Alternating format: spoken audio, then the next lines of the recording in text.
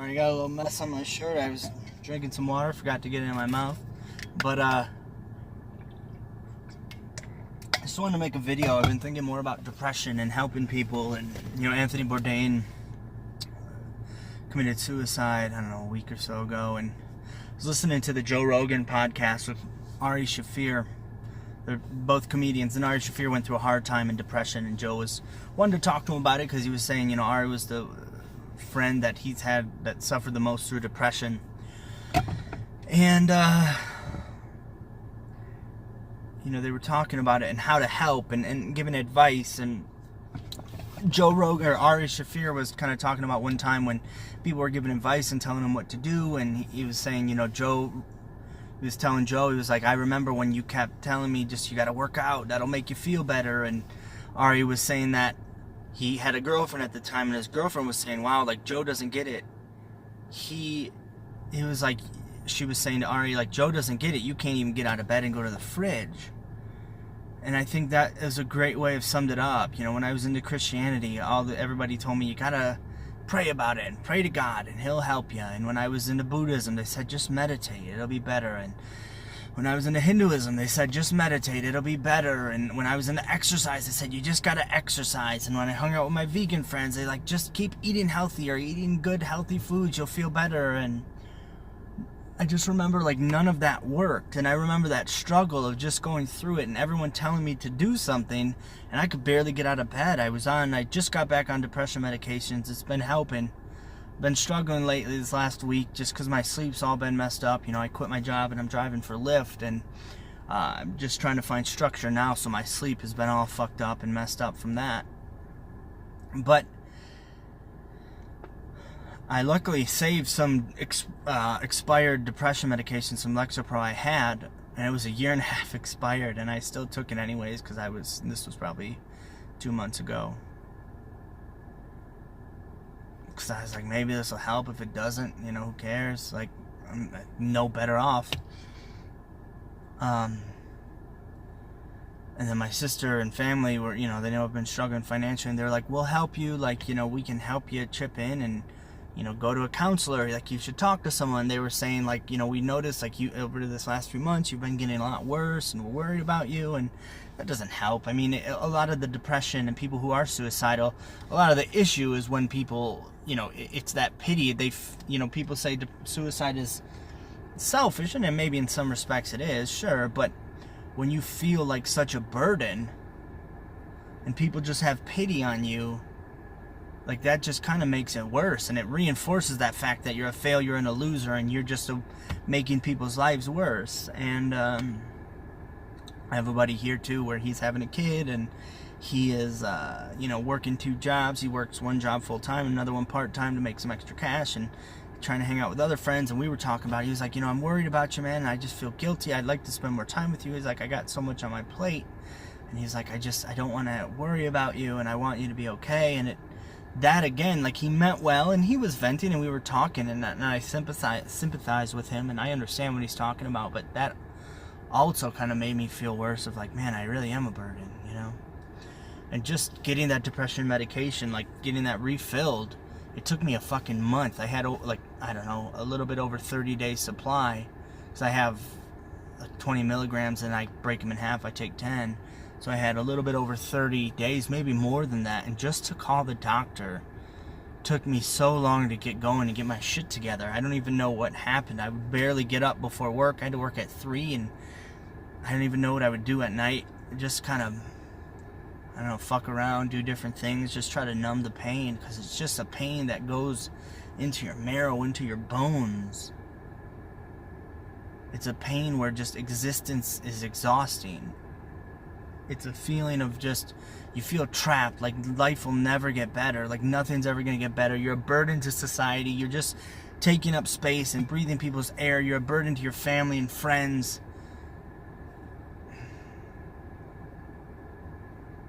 And that's hard. And I know I sound like a whiny little bitch, but it's just interesting how, like, I don't know what to do and how to get out of it, where I'm struggling now just to get up. Like, it took me over a month just to call.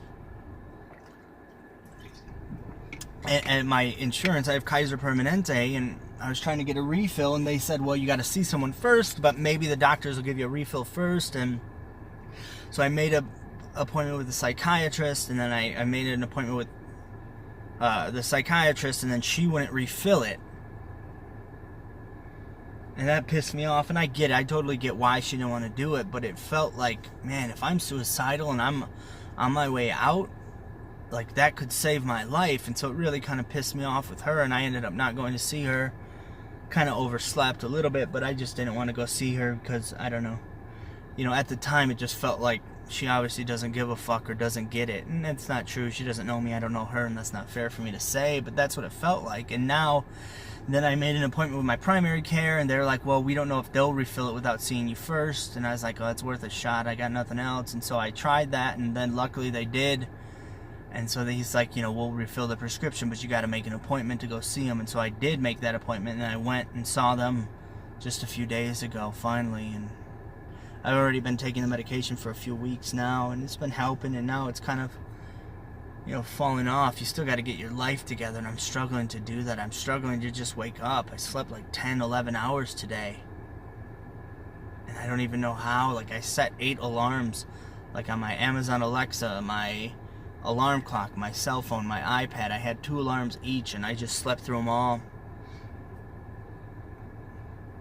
And then that makes me worse because I'm like, man, I'm a failure. I can't even get up. And so I've been trying to exercise. I've been trying to work on my business, and it's been a struggle. It's been just like, it's hard to get out of bed. It's 11:45 at night, and I'm just going to start driving for Lyft. I wanted to start driving at 9 or earlier, and I can't get going. And I'm not sure how to change my mind, and I'm not sure what to do, and I feel kind of hopeless and helpless. And I feel like a burden and a nuisance, and I feel like I don't even know who to talk to, because right when I talk to someone, and if I do feel vulnerable enough, which has been a few times, but it's so, people are so judgmental, and maybe rightfully so, because it's a weird thing.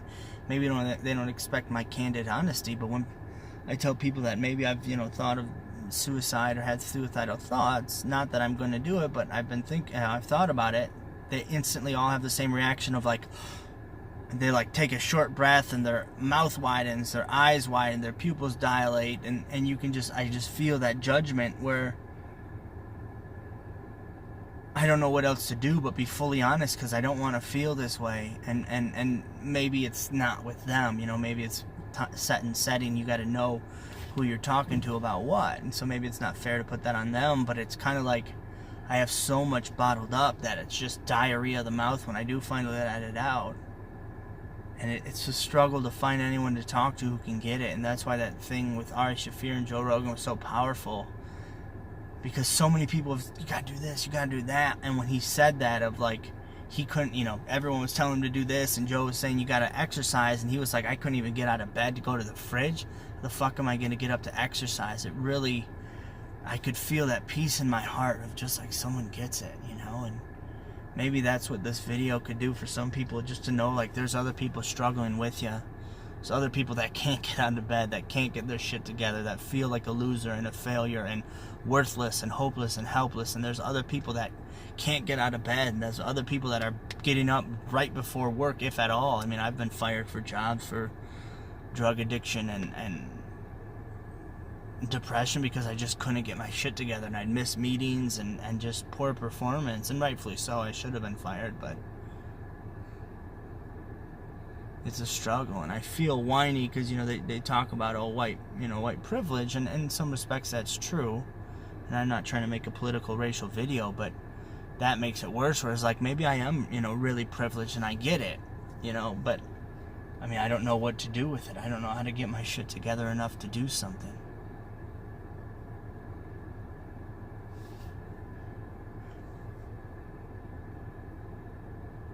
It made me think of my buddy who's mixed. He's like he's black and Mexican from the Midwest, and he was adopted. We were just talking about it, and he was like, you know, it's not weird for me. He's like, I kind of knew I was adopted, but it was just like, those were my parents. They loved me. They cared. They tucked me in at night and got me up in the morning and fed me breakfast and took me to school. Like, that was his life. It wasn't like, oh, I'm adopted in a constant thought. And that's kind of what I feel like, is like, it's like I'm a white male in America. I was just listening to someone talk about that today. This guy Gary Vaynerchuk, and he was talking about like white men, if they complain, should instantly, be put in jail or something like that. He was joking, but it makes sense. I get what he's saying. But it's like, this is just who I've always been, kind of. Like, I've always kind of felt depressed regardless of my race or privilege, and maybe I didn't even realize how privileged I am, but I can't even get out of bed. That sure doesn't mean anything to me, that maybe I have benefits and privileges over other people, and maybe I should utilize them more, but I don't even know how the fuck to do that. It took me a month just to get make a phone call to get prescriptions refilled. Like, I fantasize about death more than I do living. I fantasize about ending it and not being alive and the pain just to go away rather than trying to make my life better. And so it's hard to appreciate what you got. I've been trying to practice gratefulness. I've tried doing the the positive stuff of I can do it and I love myself and all that shit, and just doesn't seem anything works.